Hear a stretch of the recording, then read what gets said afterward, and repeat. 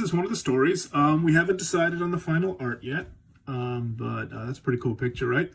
So this one's called Money Tree, and this story, it's a short story prompt. And so there's a quote at the beginning, well-known expression, and some pre-reading questions to activate the schemata, right? What do you think about this expression, money doesn't grow on trees? What does it mean? Do you agree with it, disagree with it?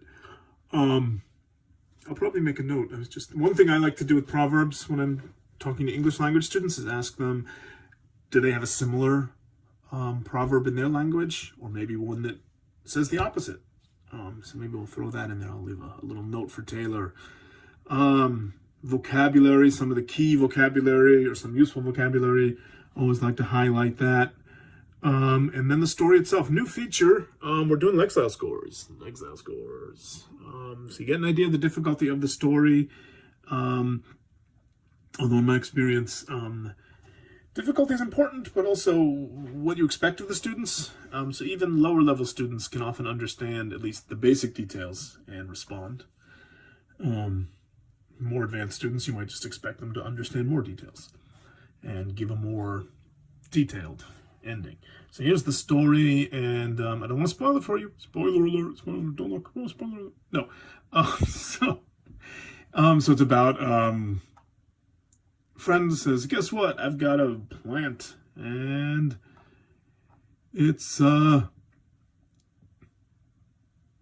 grows money on the tree. So awesome! Wow, pretty cool." And then these stories that end, they always end on a cliffhanger. What's the cliffhanger? Well, I went to the plant store yesterday too, and you won't believe what I got. More special than a money tree? Well, you'll see. The end. Now the students get to decide, what is this amazing plant that's even cooler than a money tree? So yeah, the heart of the project is this prompt under projects. Continue the story, write about a page. We give them some prompts, some ideas. What kind of plant is this going to be? And how will they make use of the other plant and of the money tree? But students are free to do whatever they want. They can explore other ideas. They can change the story around however they want to, if they want to do that. We've had students, they will do very philosophical things with this idea of money growing on trees. So there's a lot of adaptability and flexibility here. It could be just a fun ending about a cool tree that grows. I don't want to say, I don't want to give my ideas. I don't want to spoil anything. But you can imagine some cool things. I bet you're imagining it right now. And let me know. Leave a comment somewhere. Let me know what you think is in this magical tree that's even cooler than a money tree. But yeah, so students can do a lot with it. The prompts are very flexible. It can be as light or as heavy as you want it to be. But there's also some discussion questions. This partially allows you to use the story as a kind of literary prompt. You can use it as a reading practice and have some discussion questions, but it also is priming students to get ready for that own ending. And then there's always, Taylor loves to throw in these other fun little projects. You're probably not going to do all of these, but pick and choose.